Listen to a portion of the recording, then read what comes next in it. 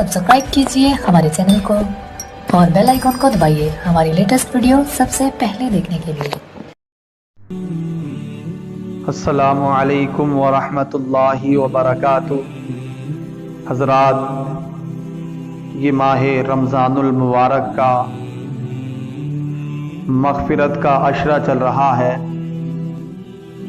जिसके अंदर ज़्यादा से ज़्यादा बंदों को अपने गुनाहों से तौबा करनी चाहिए, क्योंकि जब बंदा इस अशरे में रब तबारक व तआला की बारगाह में अपने गुनाहों की तौबा करता है तो रब तबारक व तआला उसकी तौबा को कबूल फरमाता है और उसके गुनाहों को मिटा दिया करता है।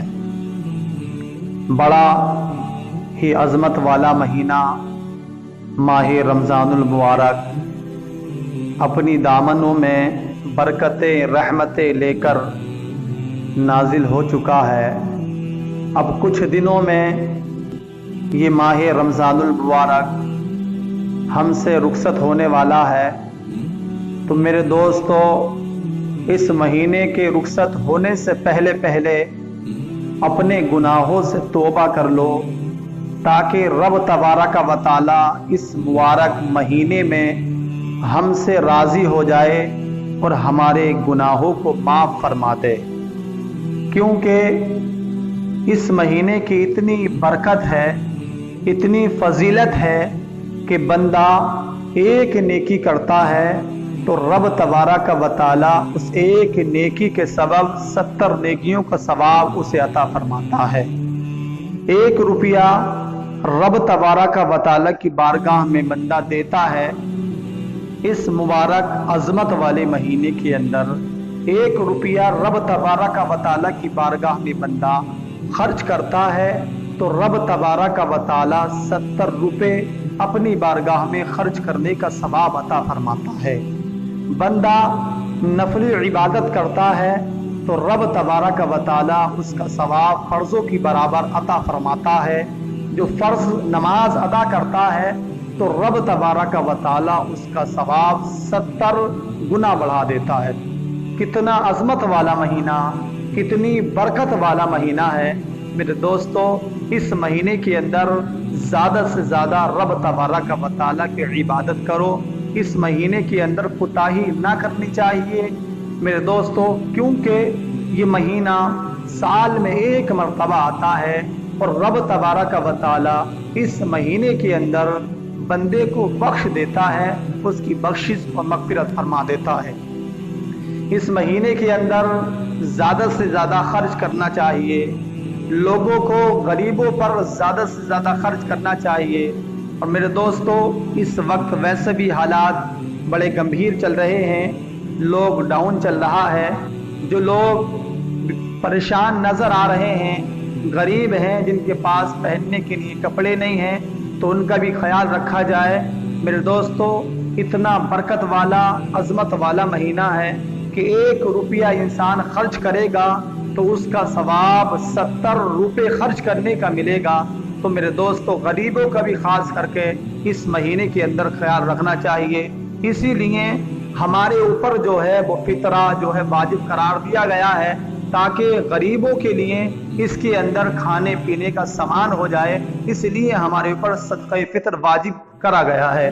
तो नाज़रीन, सदक़े फ़ितर भी इंसान के ऊपर वाजिब है और इसकी शरीयत में फ़ितरा जो है वो इंसान के ऊपर इसलिए वाजिब करार दिया गया है क्योंकि हदीस करीमा के अंदर है, तिर्मिज़ी शरीफ की हदीस करीमा है, आका करीम सल्लल्लाहु ताला अलैहि वसल्लम ने इरशाद फरमाया कि मदीने की गलियों में निदा कर दी जाए, ऐलान कर दिया जाए, लोगों को बता दिया जाए कि लोगों के ऊपर सदक़े फ़ितर वाजिब है।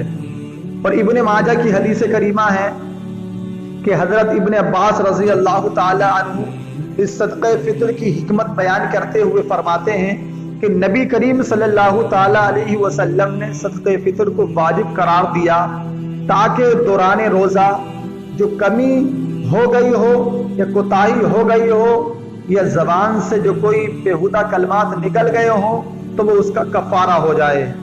اور ایک اور روایت میں ہے کہ نبی کریم صلی اللہ تعالی علیہ وسلم نے ارشاد فرمایا کہ روزہ زمین اور آسمان کے درمیان معلق رہتا ہے جب تک صدقہ فطر ادا نہ کیا جائے۔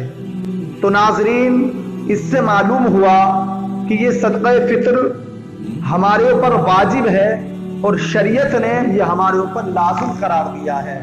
اس کا فائدہ یہ ہوگا کہ جو ہمارے روزوں میں کمی واقع ہو گئی ہے یا کوئی کوتاہی ہو گئی ہے تو اللہ تعالیٰ اس صدقے کی برکت سے اس کمی کو پورا فرما دے گا، کیونکہ جب صدقہ فطر دیا جائے گا، جو لوگ اس لائق ہیں، جن کا جو حق ہے، غریب لوگ ہیں، تو ناظرین وہ لوگ بھی ہمارے ساتھ عید کی خوشیوں میں شامل ہو جائیں گے۔ اس لیے یہ صدقہ فطر مسلمانوں کے اوپر لازم قرار دیا ہے۔ تو ناظرین، یہ صدقہ فطر، یہ بات بھی یاد رکھی جائے، یہ صدقہ فطر اس پر ہی واجب ہوگا جو انسان مالک نصاب ہوگا۔ جو مالک نصاب ہوگا اس کے اوپر ہی صدقہ فطر واجب ہوگا۔ اب نصاب مال کی ایک مخصوص مقدار کو کہتے ہیں، جو سونے میں 7.5 تولہ سونا، چاندی میں 52.5 تولہ چاندی، اگر روپیہ اتنا ہے کہ کم از کم اس سے 52.5 تولہ چاندی خریدی جا سکے، یہ آپ کے پاس اتنا مال تجارت ہے کہ جس کی مالیت اس کی مقدار کو پہنچ جائے، یہ آپ کے پاس گھر میں ضرورت زندگی سے زیادہ اتنا سامان ہے کہ جس سے آپ 52.5 تولہ چاندی خرید سکتے ہیں، تو ان تمام صورتوں پر لوگوں کے اوپر صدقہ فطر واجب ہوگا۔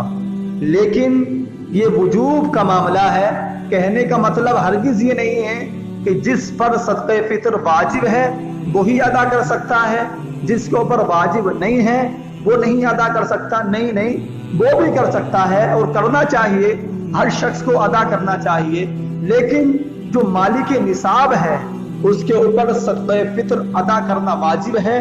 اگر نہیں کرے گا تو وہ گنہگار ہوگا، اور جس پر صدقہ فطر واجب نہیں ہے، یعنی وہ مالک نصاب نہیں ہے، اگر وہ جان بوجھ کر بھی صدقہ فطر ادا نہ کرے، چھوڑ دے، تو وہ گنہگار نہیں ہوگا۔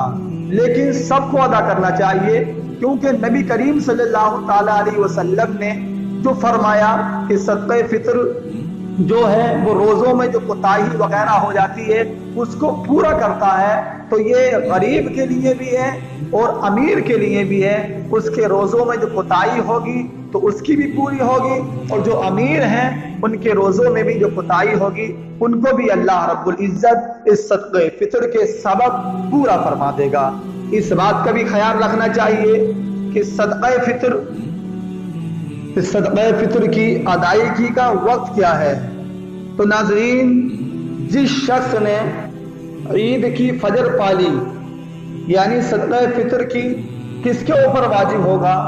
ہر وہ شخص جس نے عید کی فجر پالی، یعنی طلوع صبح صادق کا وقت جس نے پا لیا، تو اس پر صدقہ فطر واجب ہوگا۔ لیکن اس کے بھی ساتھ ساتھ ایک یہ بھی مسئلہ یاد رکھیے کہ صدقہ فطر ہر اس شخص پر واجب ہوگا جو کہ مالک نصاب ہوگا۔ غیر مالک نصاب پر صدقہ فطر واجب نہیں ہے، لیکن وہ دینا چاہے تو صدقہ فطر ادا کر سکتا ہے۔ اللہ رب العزت کی رحمت کا وہ بھی حقدار ہوگا، رب تبارک و تعالی اس کا ثواب اسے بھی عطا فرمائے گا۔ اور اس کا وقت جو ہے وہ عید کے نماز سے پہلے دینا جو ہے وہ مستحب ہے، وگرنہ پوری زندگی اس کا وقت ہے، جب چاہے جب دے سکتا ہے۔ لیکن جو مستحب وقت ہے، افضل وقت ہے، وہ عید کی نماز سے پہلے ہے۔ جو عوام میں یہ غلط خیال ہے کہ صدقہ فطر عید الفطر سے پہلے ہی ادا ہو سکتا ہے، بعد میں نہیں ادا ہو سکتا، یہ ان کی غلط فہمی ہے کہ عید سے پہلے صدقہ فطر دینا جو ہے وہ مستحب ہے، وگرنہ پوری زندگی میں جب بھی دے گا ادا ہو جائے گا۔